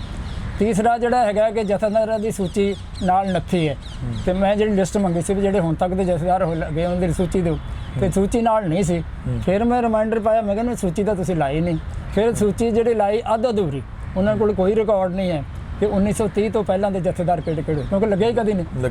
ਗੁਰੂ ਹਰਗੋਬਿੰਦ ਜੀ ਤੋਂ ਲੈ ਕੇ 1930 ਤੱਕ ਇਹ ਜਿਹੜੇ 300 ਸਾਲ ਉਸ ਤੋਂ ਜ਼ਿਆਦਾ ਲਾ ਲਓ ਤੁਸੀਂ, 350 ਸਾਲ ਨੇ, ਇਹਨਾਂ ਵਿੱਚ ਕੋਈ ਤੁਹਾਨੂੰ ਕੀ ਲੱਗਦਾ ਕੋਈ ਸਿਆਸੀ ਪਲੈਨਿੰਗ ਕੀਤੀ ਗਈ? ਬਿਲਕੁਲ, ਸਿੱਖ ਕੌਮ ਨੂੰ ਹਥਿਆਉਣ ਦੇ ਲਈ, ਸਿੱਖ ਕੌਮ ਨੂੰ ਦਬਾਉਣ ਦੇ ਲਈ ਸਿਆਸੀ ਪਲੈਨਿੰਗ ਹੋ ਸਕਦੀ ਹੈ। ਇਹਦੀ ਜਿਹੜੀ ਪਲੈਨਿੰਗ ਹੈ ਇਹਦਾ ਮੁੱਢ ਆਪਾਂ ਅੰਗਰੇਜ਼ਾਂ ਤੋਂ ਲਾ ਸਕਦੇ, ਕਿਉਂਕਿ ਜੇ ਅੰਗਰੇਜ਼ਾਂ ਨੇ ਜਦੋਂ ਰਾਜ ਰਿਹਾ ਰਣਜੀਤ ਸਿੰਘ ਦਾ 1849 ਦੇ ਵਿੱਚ 50 ਦੇ ਵਿੱਚ, ਉਦੋਂ ਤੋਂ ਲੈ ਕੇ ਉਹ ਸਿੱਖ ਭਾਈਚਾਰੇ ਦੇ ਉੱਤੇ ਉਹਨਾਂ ਦੇ ਸਮਝੋ ਕੰਟਰੋਲ 'ਚ ਆ ਗਿਆ। ਤੇ ਉਹਨਾਂ ਨੂੰ ਡਰ ਸੀਗਾ ਵੀ ਇਹ ਜਿਹੜਾ ਸਿੱਖ ਭਾਈਚਾਰਾ ਇਹਦੇ ਵਿੱਚ ਕੁਝ ਬਹਾਦਰੀ ਦਾ ਜੋ ਐਲੀਮੈਂਟ ਹੈ, ਉਹਦੇ ਕਰਕੇ ਜਿਹੜਾ ਅੰਸ਼ ਹੈ ਉਹਨਾਂ 'ਚ ਬਹਾਦਰੀ ਦਾ, ਉਹਦੇ ਕਰਕੇ ਉਹਨਾਂ ਨੂੰ ਖਤਰਾ ਰਹਿੰਦਾ ਸੀ ਹਰ ਵੇਲੇ ਵੀ ਇਹਨਾਂ ਨੂੰ ਉਲਝਾ ਕੇ ਰੱਖੋ, ਇਹਨਾਂ ਨੂੰ ਦਬਾ ਕੇ ਰੱਖੋ, ਇਹਨਾਂ ਨੂੰ ਲੜਾ ਕੇ ਰੱਖੋ, ਇਹਨਾਂ ਨੂੰ ਜਿਹੜਾ ਇਸ ਢੰਗ ਦੇ ਨਾਲ ਇਹ ਉਸੇ ਦਾ ਸਿੱਟਾ ਕਿ ਗੁਰਦੁਆਰਾ ਐਕਟ ਬਣਾਇਆ ਗਿਆ। ਨਹੀਂ ਤਾਂ ਐਕਟ ਬਣਾਉਣ ਦੀ ਕੀ ਲੋੜ ਹੈ ਸੀ? ਕਿਸੇ ਧਾਰਮਿਕ ਅਦਾਰੇ ਦੇ ਬਾਰੇ ਐਕਟ, ਦੁਨੀਆ ਦੇ ਇੰਨੇ ਦਾ ਧਰਮ ਨੇ, ਉਹਨਾਂ ਦੇ ਕੰਟਰੋਲ ਵਾਸਤੇ ਕੋਈ ਚਰਚ ਨੂੰ ਕੰਟਰੋਲ ਕਰਨ ਵਾਸਤੇ ਕੋਈ ਐਕਟ ਹੈਗਾ? ਉਹ ਤਾਂ 2.5 ਅਰਬ ਉਹਨਾਂ ਦੀ ਆਬਾਦੀ ਆ, ਇੰਨੀ ਦੁਨੀਆ 'ਚ ਫੈਲਿਆ ਕ੍ਰਿਸਚੀਅਨਿਟੀ। ਗੁਰਦੁਆਰਾ ਉਹਨੂੰ ਸਰਕਾਰ ਦੇ ਵੱਲੋਂ ਨਹੀਂ ਹੋਏਗਾ, ਉਹਨਾਂ ਨੂੰ ਹਦਾਇਤਾਂ ਜਾਰੀ ਕੀਤੀ ਜਾ ਸਕਦੀ ਵੀ ਤੁਸੀਂ ਇੱਦਾਂ ਕਰਕੇ ਇੱਦਾਂ ਬਣਾਓ। ਤਾਂ ਆਪਣਾ ਬਣਾ ਲੈਂਦੇ ਨੇ, ਹਰ ਧਰਮ ਵਾਲੇ ਆਪਣਾ ਢਾਂਚਾ ਤਾਂ ਖੜਾ ਕਰਦੇ ਹੀ ਨੇ, ਪਰ ਉਹਦਾ ਆਪਣਾ ਇੰਟਰਨਲ ਮੈਟਰ ਹੁੰਦਾ ਹੈ। ਇਹ ਨਹੀਂ ਵੀ ਗੁਰਦੁਆਰਾ ਜਿਹੜਾ ਐਕਟ ਦੇ ਥੱਲੇ ਆ ਗਿਆ, 1925 ਦਾ ਐਕਟ ਹੈ, ਪੰਜਾਬ ਗਵਰਨਮੈਂਟ ਨੇ ਪਾਸ ਕੀਤਾ, ਔਰ ਇਹਦੇ ਜਦੋਂ ਉਹ ਇਲੈਕਸ਼ਨ ਕਰਾਉਣਗੇ ਉਦੋਂ ਇਲੈਕਸ਼ਨ ਹੋਣਗੇ, ਉਹਨਾਂ ਦੇ ਢੰਗ ਦੇ ਨਾਲ ਇਲੈਕਸ਼ਨ ਹੋਣਗੇ, ਐਕਟ ਦੇ ਮੁਤਾਬਕ ਚੱਲੂਗਾ। ਤੇ ਐਕਟ ਜਿਹੜਾ ਹੈਗਾ ਇਹਨਾਂ ਨੂੰ ਉਲਝਾ ਦਿਓ। ਹੁਣ ਜਦੋਂ ਇਲੈਕਸ਼ਨ ਦੇ ਵਿੱਚ ਤੁਸੀਂ ਉਲਝਾ ਦਿੰਦੇ ਕਿਸੇ ਨੂੰ, ਇਲੈਕਸ਼ਨ ਇੱਕ ਐਸੀ ਚੀਜ਼ ਹੈ, ਇੱਕ ਦੋ ਧਾਰੀ ਤਲਵਾਰ ਹੈ। ਇਹ ਯੂਜ਼ ਵੀ ਹੁੰਦੀ ਤਾਂ ਮਿਸਯੂਜ਼ ਵੀ ਹੁੰਦੀ ਹੈ। ਚੰਗੇ ਦੇਸ਼ਾਂ 'ਚ ਯੂਜ਼ ਹੋ ਰਹੀ ਹੈ, ਮਾੜੇ ਦੇਸ਼ਾਂ 'ਚ ਮਿਸਯੂਜ਼ ਹੋ ਰਹੀ ਹੈ, ਜਿੱਥੇ ਸਾਡੇ ਮਿਸਯੂਜ਼। ਉਹੀ ਚੀਜ਼ ਜਿਹੜੀ ਉਹਨਾਂ ਨੇ ਇੱਕ ਜਗ੍ਹਾ ਕ੍ਰੀਏਟ ਕਰ ਦਿੱਤੀ ਕਿ ਇਹ ਇੱਕ ਮਿਸਯੂਜ਼ ਕਰਨ ਵਾਲੀ, ਜਿਹੜਾ ਪੰਗਾ ਖੜਾ ਕਰਨ ਵਾਲੀ ਇੱਕ ਜਿਹੜੀ ਵਿਵਸਥਾ ਹੈ। ਮਤਲਬ ਤੁਹਾਡਾ ਇਹ ਕਹਿਣਾ ਕਿ ਨਾ ਅਕਾਲ ਤਖਤ ਸਾਹਿਬ ਹੈ, ਨਾ ਹੀ ਕੋਈ ਜਥੇਦਾਰ ਹੈ, ਇਹ ਸਿੱਧੇ ਤੌਰ ਤੇ ਜਿਹੜਾ ਹੈ ਇਹ ਦਖਲ ਅੰਦਾਜ਼ੀ ਜਿਹੜੀ ਹੈ ਉਹ ਕੀਤੀ ਗਈ ਹੈ ਕਿ ਸਿੱਖਾਂ ਨੂੰ ਜਿਹੜਾ ਵੰਡਿਆ ਜਾਵੇ ਜਾਂ ਕਿਸ ਤਰੀਕੇ ਨਾਲ ਦੱਬਿਆ ਜਾਵੇ। ਅਕਾਲ ਤਖਤ ਦੇ ਬਾਰੇ ਗੱਲ ਕਰਾਂਗੇ ਤਾਂ ਬਹੁਤ ਵਿਸਾਰ ਦੀ ਗੱਲ ਹੈ, ਆਪਾਂ ਫਿਰ ਕਿਸੇ ਆਪਾਂ ਜਥੇਦਾਰ ਤੇ ਹੀ ਆ ਰਹੇ ਹਾਂ ਨਾ। ਤੇ ਜਥੇਦਾਰ ਦੀ ਜਿਹੜੀ ਗੱਲ ਹੈ, ਜਥੇਦਾਰ ਦਾ ਅਹੁਦਾ ਫਿਰ ਇਸ ਤਰੀਕੇ ਨਾਲ ਕੀਤਾ ਗਿਆ। ਪਹਿਲਾਂ ਤਾਂ ਇਲੈਕਸ਼ਨ ਵਾਲੀ ਇੱਕ ਸੰਸਥਾ ਪੈਦਾ ਕੀਤੀ ਗਈ SGPC ਅੰਗਰੇਜ਼ਾਂ ਵੱਲੋਂ, ਉਹ ਤਾਂ ਅੰਗਰੇਜ਼ਾਂ ਨੇ ਮੰਗ ਇਹਨਾਂ ਦੀ ਸੀਗੀ। ਤੇ ਜਦੋਂ ਉਹਨਾਂ ਨੇ ਇਹ ਇੰਪੋਜ਼ ਕੀਤੀ ਹੈ ਜਿਹੜੇ ਅਕਾਲੀ ਲੀਡਰ ਸੁਹਿਰਦ ਸੀਗੇ ਜੋ ਉਹ ਮੰਗਦੇ ਸੀ ਐਸਜੀਪੀਸੀ ਉਹ ਤਾਂ ਬਣੀ ਨਹੀਂ ਜੀ। ਇਹ ਉਹ ਜੇਲ੍ਹ ਵਿੱਚ ਸੀਗੇ ਇਹ ਉਹਨਾਂ ਨੇ ਆਪਣੀ ਮਰਜ਼ੀ ਦੀ ਐਸਜੀਪੀਸੀ ਬਣਾ ਕੇ ਤੇ ਇਹ ਉਹਦੇ ਤੁਸੀਂ ਕਦੇ ਇਸ ਚੀਜ਼ ਨੂੰ ਚੈਲੰਜ ਕਰਨ ਦੀ ਕੋਸ਼ਿਸ਼ ਨਹੀਂ ਕੀਤੀ ਕਿ ਜਾ ਕੇ ਕੋਰਟ ਵੱਲ ਰੁਖ ਕਰੀਏ, ਅਸੀਂ ਇਹਨੂੰ ਚੈਲੰਜ ਕਰੀਏ ਕਿ ਇਦਾਂ ਕਿਉਂ ਬਣਾ ਦਿੱਤਾ ਗਿਆ ਜਥੇਦਾਰ ਜੰਗ? ਦੇਖੋ ਮੈਂ ਹਾਲੇ ਕਿਉਂਕਿ ਇਹਦੇ ਬਾਰੇ ਕੰਮ ਕਰਦਾ ਰਿਹਾ, ਲਿਖਦਾ ਰਿਹਾ, ਉਹਦੇ ਜਿਹੜੇ ਅਸਰ ਲਿਖਣ ਦੇ ਜਾਂ ਕਿਤਾਬ ਲਿਖਣ ਦੇ ਅਸਰ ਉਹ ਵੀ ਚੱਲਦਾ ਰਿਹਾ। ਬਾਕੀ ਹੋਰ ਵੀ ਮੈਂ ਆਪਣੇ ਵਿਦਵਤਾ ਦੇ ਵਾਲੇ ਕੰਮ ਜਿਹੜੇ ਹੈਗੇ ਸਕਾਲਰਸ਼ਿਪ ਦੇ ਕੰਮ ਮੈਂ ਕਰਦਾ ਤੇ ਮੈਨੂੰ ਇਧਰ ਕਦੇ ਤੁਹਾਨੂੰ ਸ਼੍ਰੋਮਣੀ ਕਮੇਟੀ ਨੇ ਆ ਕੇ ਨਹੀਂ ਕਿਹਾ ਕਿ ਤੁਸੀਂ ਇਹ ਕੀ ਲਿਖ ਰਹੇ ਹੋ? ਤੁਹਾਡੀਆਂ ਕਿਤਾਬਾਂ ਜਿਹੜੀਆਂ ਉਹ ਕਿਤੇ ਨਾ ਕਿਤੇ ਗੁੰਮਰਾਹ ਵੀ ਉਹ ਕਹਿੰਦੇ ਹੋਣੇ ਕਿ ਗੁੰਮਰਾਹ ਕਰਦੀਆਂ ਨੇ, ਤੁਸੀਂ ਜਿਸ ਤਰੀਕੇ ਨਾਲ ਜਥੇਦਾਰ ਤੇ ਸਵਾਲ ਚੁੱਕਦੇ ਹੋ, ਅਕਾਲ ਤਖਤ ਸਾਹਿਬ ਤੇ ਚੁੱਕਦੇ ਹੋ। ਜੇ ਤੁਸੀਂ ਫਿਰ ਸੱਚ ਹੀ ਕਹੋਣਾ ਮੇਰੇ ਕੋਲੋਂ ਤੇ ਇਹ ਹੈਗਾ ਕਿ ਉਹਨਾਂ ਨੇ ਮੇਰੇ ਤੇ ਜਿਹੜਾ ਹੈ ਇਹ ਕੇਸ ਕੀਤਾ 295A ਦੇ ਵਿੱਚ। ਉਹ ਕੇਸ ਅਦਾਲਤ ਵਿੱਚ ਆ 2013 ਦੇ ਵਿੱਚ ਉਹਨਾਂ ਨੇ ਇਸ ਮੇਰੀ ਪੁਸਤਕ ਦੇ ਉੱਤੇ FIR ਕਰਵਾਈ ਜੀ। ਉਹ ਕੇਸ ਫਿਰ ਅਦਾਲਤ 'ਚ ਹੁਣ ਚਲਾਨ ਨਹੀਂ ਪੇਸ਼ ਕਰਦੇ ਜੀ। ਜੇ ਉਹ ਅਦਾਲਤ ਵਿੱਚ ਚਲਾਨ ਪੇਸ਼ ਕਰਦੇ ਆ ਤੇ ਆ ਸਾਰਾ ਕੁਝ ਮੈਂ ਕਹਿ ਰਿਹਾ ਇਹ ਸਾਰਾ ਰਿਕਾਰਡ ਤੇ ਆ ਜਾਊਗਾ। ਇੱਥੋਂ ਤੱਕ ਕਿ ਜਥੇਦਾਰ ਨੂੰ ਕਟਹਿਰੇ ਜਾ ਕੇ ਖੜਾ ਹੋਣਾ ਪਊਗਾ। ਉਸ ਮਾਮਲੇ ਜ਼ਮਾਨਤ ਲਈ ਹੋਈ ਤੁਸੀਂ? ਹਾਂ ਜ਼ਮਾਨਤ ਲਈ ਹੈ। ਹਾਈ ਕੋਰਟ ਤੋਂ ਮੈਨੂੰ ਜ਼ਮਾਨਤ ਮਿਲ ਗਈ ਸੀ। ਤੇ ਹੁਣ ਦੇ ਕਾਰਜਕਾਰੀ ਜਥੇਦਾਰ ਸਾਹਿਬ ਨਾਲ ਗੱਲ ਨਹੀਂ ਕੀਤੀ ਕਿ ਦੱਸੋ ਤੁਹਾਡਾ ਉਹਦਾ ਕਿੱਦਾਂ? ਮੈਂ ਤਾਂ ਕਦ ਲਈ ਕਰਨੀ ਹੈ, ਮੈਂ ਉਹਨੂੰ ਗਿਆਨੀ ਗੁਰਬਚਨ ਸਿੰਘ ਤੱਕ ਪਹੁੰਚ ਕੀਤੀ ਤੁਸੀਂ? ਮੈਂ ਆਪਣੀ ਜਿਹੜੀ ਪੁਸਤਕ ਹੈ ਇਹ ਉਹਨਾਂ ਦੇ ਕੋਲ ਹੈ, ਪੁਸਤਕ ਉਹਨਾਂ ਦੇ ਕੋਲ ਹੈ, ਇਹ ਉਹ ਕਰਨਾ ਚਾਹੁਣ ਕਰਨ ਜਿਸ ਅਹੁਦੇ ਨੂੰ ਮੈਂ ਮਾਨਤਾ ਹੀ ਨਹੀਂ ਦਿੰਦਾ, ਜਿਸ ਅਹੁਦੇ ਨੂੰ ਮੈਂ ਗੈਰ ਕਾਨੂੰਨੀ ਸਮਝਦਾ। ਢਿੱਲੋਂ ਸਾਹਿਬ ਤੁਹਾਨੂੰ ਕਿੱਦਾਂ ਮੰਨ ਲਿਆ? ਉਹ ਕਹਿਣਗੇ ਵੀ ਬਹੁਤ ਫਿਲਾਸਫਰ ਫਿਰਦੇ ਨੇ, ਬਹੁਤ ਘੁੰਮਦੇ ਨੇ, ਕੋਈ ਵੀ ਕਿਤਾਬ ਲਿਖ ਕੇ ਇਦਾਂ ਦਾ ਸਵਾਲ ਚੁੱਕ ਦੇਗਾ। ਕਿਤਾਬ ਇਦਾਂ ਨਹੀਂ ਹੁੰਦੀ ਜੀ, ਕਿਤਾਬ 'ਚ ਡਾਕੂਮੈਂਟਰੀ ਪ੍ਰੂਫ ਦੇਣੇ ਪੈਂਦੇ ਨੇ ਜੀ। ਮੈਂ ਆਪਣੀ ਕਿਤਾਬ 'ਚ ਸਾਰੇ ਹੀ ਡਾਕੂਮੈਂਟਰੀ ਪ੍ਰੂਫ ਦੇ ਜੋ ਮੈਂ ਕਹਿ ਰਿਹਾ ਉਹ ਮੈਂ ਸਾਰਾ ਉਹਦੇ ਸਾਰੇ ਗ੍ਰੰਥਾਂ ਦੀ ਪੜਚੋਲ ਕਰਕੇ ਤੁਸੀਂ ਇਹ ਚੀਜ਼ ਲਿਆ ਰਹੇ। ਇਹਦੇ ਬਾਰੇ ਜੋ ਵੀ ਕੁਝ ਲਿਖਿਆ ਗਿਆ ਹੁਣ ਤੱਕ ਉਹ ਮੈਂ ਸਾਰਾ ਹੀ ਪੜ੍ਹਿਆ ਜੀ। ਉਹਦੇ ਸਾਰੇ ਮੈਂ ਵੇਰਵੇ ਦਿੱਤੇ, ਕੋਟ ਕਰਕੇ ਲਿਖਿਆ ਹੋਇਆ ਜੀ। ਕਿਤਾਬਾਂ ਦੀ ਲਿਸਟ ਦਿੱਤੀ ਹੋਈ ਆਪਣੀ ਪੁਸਤਕ ਦੇ ਵਿੱਚ। ਮੇਰੇ ਕੋਲ ਤਾਂ ਡਾਕੂਮੈਂਟਰੀ ਪ੍ਰੂਫ ਨੇ ਹਰ ਚੀਜ਼ ਦੇ। ਕਿਉਂਕਿ ਮੈਂ ਇਹ ਸਵਾਲ ਇਸ ਕਰਕੇ ਕਰ ਰਿਹਾ ਨਾ ਕਿਉਂਕਿ ਬੋਲਣ ਦੀ ਆਜ਼ਾਦੀ ਤਾਂ ਹੈ, ਪਰ ਇਹਦਾ ਮਤਲਬ ਇਹ ਨਹੀਂ ਕਿ ਅਸੀਂ ਉਸ ਬੋਲਣ ਦੀ ਆਜ਼ਾਦੀ ਦੇ ਵਿੱਚ ਕਿਸੇ ਨੂੰ ਗੈਰ ਕਾਨੂੰਨੀ ਤਰੀਕੇ ਦੇ ਨਾਲ ਢਾਹ ਲਾਈਏ। ਐ ਤਾਂ ਕੋਈ ਵੀ ਢਿੱਲੋਂ ਸਾਹਿਬ ਉੱਠ ਕੇ ਕਹੇਗਾ ਕਿ ਮੈਂ ਆਪਣੀ ਕਿਤਾਬ ਲਿਖ ਦਿੱਤੀ ਹੈ ਤੇ ਇਹਦੇ ਵਿੱਚ ਮੈਂ ਇੱਥੇ ਸਵਾਲ ਚੁੱਕ ਬਿਲਕੁਲ ਸਹੀ ਹੈ, ਤੁਹਾਡੀ ਬਿਲਕੁਲ ਗੱਲ ਸਹੀ ਹੈ। ਐਵੇਂ ਕਿਤਾਬ ਲਿਖਣਾ ਤਾਂ ਵੈਸੇ ਵੀ ਮੂਰਖਤਾ ਹੈ। ਬਿਲਕੁਲ ਜਿੰਨਾ ਚਿਰ ਤੁਸੀਂ ਉਹਦਾ ਜਿਹੜਾ ਪਿਛੋਕੜ ਹੈ ਜਾਂ ਉਹਦੇ ਬੈਕਗ੍ਰਾਉਂਡ ਜਾਂ ਉਹਦੇ ਡਾਕੂਮੈਂਟਰੀ ਪ੍ਰੂਫ ਨਹੀਂ ਦਿੰਦੇ ਉਹਨਾਂ ਚਿਰ ਤੁਹਾਡੀ ਜਿਹੜੀ ਗੱਲ ਮੰਨੀ ਨਹੀਂ ਜਾਏਗੀ। ਉਦੋਂ ਬਾਅਦ ਇਹ ਕਿਤਾਬ ਮੇਰੀ ਸਾਰੇ ਸੰਸਾਰ 'ਚ ਗਈ ਹੈ, ਇਹਦੀ ਕਾਪੀਆਂ ਖਤਮ ਹੋ ਗਈਆਂ ਨੇ, ਪਰ ਮੈਨੂੰ ਅੱਜ ਤੱਕ ਕਿਸੇ ਨੇ, ਪਹਿਲਾਂ ਮੈਨੂੰ ਤਾਂ ਲੋਕ ਡਰਾਉਂਦੇ ਸੀਗੇ ਵੀ ਤੂੰ ਕਿਤਾਬ ਲਿਖ ਰਿਹਾ ਤੁਹਾਨੂੰ ਤਾਂ ਬੜੀ ਮੁਫਤ ਜਿਹੜਾ ਵਕਤ ਪੈ ਜਾਏਗਾ, ਤੁਹਾਡੇ ਵਾਸਤੇ ਆਹ ਹੋ ਜਾਏਗਾ ਆਹ ਹੋ ਜਾਏਗਾ। ਮੈਨੂੰ ਤਾਂ ਅੱਜ ਤੱਕ ਫੋਨ ਵੀ ਨਹੀਂ ਆਇਆ ਕਿਸੇ ਦਾ। ਹੁਣ ਹੋ ਸਕਦਾ ਕਿ ਅਗਲੇ ਸਮੇਂ ਦੇ ਵਿੱਚ ਸ਼੍ਰੋਮਣੀ ਕਮੇਟੀ ਚੋਣਾਂ ਹੋਣ, ਤੁਸੀਂ ਇਸ ਕਿਤਾਬ ਨੂੰ ਲੈ ਕੇ ਜਾਂ ਜਥੇਦਾਰ ਦੇ ਅਹੁਦੇ ਨੂੰ ਲੈ ਕੇ ਅੱਗੇ ਜਾ ਕੇ ਫਿਰ ਸਵਾਲ ਚੁੱਕੋਗੇ ਜਾ ਕੇ SSRO ਸਾਹਿਬ ਨੂੰ ਨਿਯੁਕਤ ਕੀਤਾ ਗਿਆ? ਦੇਖੋ ਮੈਂ ਤਾਂ ਇੱਕ ਸਕਾਲਰ ਬੰਦਾ ਹਾਂ, ਮੈਂ ਕੋਈ ਐਦਾਂ ਐਕਟਿਵਿਸਟ ਨਹੀਂ ਹੈਗਾ ਕਿ ਮੈਂ ਜਾਂ ਕਿਸੇ ਪੋਲੀਟੀਕਲ ਪਾਰਟੀ ਜਾਂ ਕਿਸੇ ਹੋਰ ਅਦਾਰੇ ਨਾਲ ਮੇਰਾ ਸੰਬੰਧ ਨਹੀਂ ਹੈਗਾ। ਮੇਰਾ ਤਾਂ ਕੰਮ ਤਾਂ ਲਿਖਣਾ ਹੈ। ਜੇ ਮੈਨੂੰ ਕੋਈ ਇਹਨੂੰ ਚੈਲੰਜ ਕਰੇ, ਕੋਈ ਮੇਰੇ ਲਿਖੇ ਹੋਏ ਨੂੰ ਚੈਲੰਜ ਕਰੇ, ਜਿੱਦਾਂ ਉਹਨਾਂ ਨੇ ਚੈਲੰਜ ਕੀਤਾ ਮੈਂ ਕਹਿੰਦਾ ਆਓ ਕੋਰਟ ਵਿੱਚ, ਮੈਂ ਤੁਸੀਂ ਦਿਓ ਪ੍ਰੂਫ ਜੋ ਮੈਂ ਇਹਨੂੰ ਚੈਲੰਜ ਇਹਦੇ ਅਗੇਂਸਟ ਪ੍ਰੂਫ ਦਿਓ ਤੇ ਮੈਨੂੰ ਕਰੋ ਅੰਦਰ, ਮੈਨੂੰ ਸਜ਼ਾ ਦਿਵਾਓ 295A ਦੇ ਵਿੱਚ।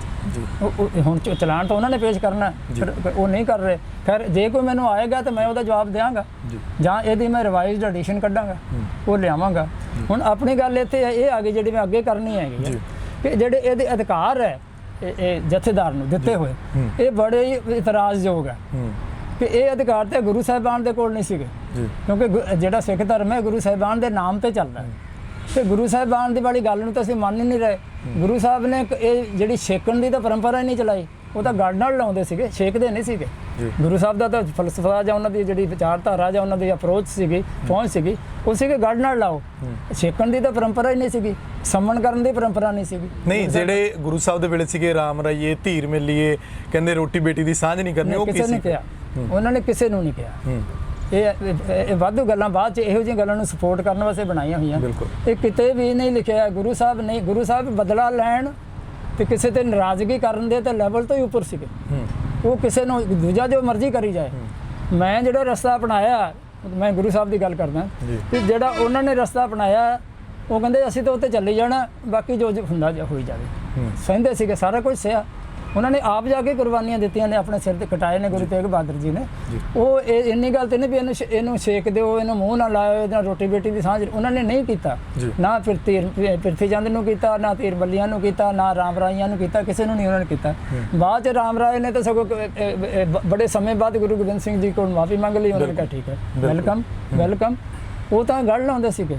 ਤੇ ਇਹ ਜਿਹੜਾ ਛੇਕਣਾ, ਇਹਨੂੰ ਮੈਂ ਥਾਣੇਦਾਰੀ ਕਹਿੰਦਾ ਵੀ ਕਿਸੇ ਨੂੰ ਬੁਲਾ ਲਿਆ, ਓਏ ਇੱਧਰ ਆ ਨਹੀਂ ਤਾਂ ਤੈਨੂੰ ਜੀਪ ਦੇ ਮਗਰ ਬੰਨ੍ਹ ਕੇ ਘੜੀਸ ਦਿਆਂਗੇ ਜੇ ਨਾ ਆਇਆ ਤਾਂ। ਜੀ ਇਹ ਕਿਆ ਇਹ ਜਥੇਦਾਰੀ ਹੈ, ਇਹ ਧਾਰਮਿਕਤਾ ਹੈ।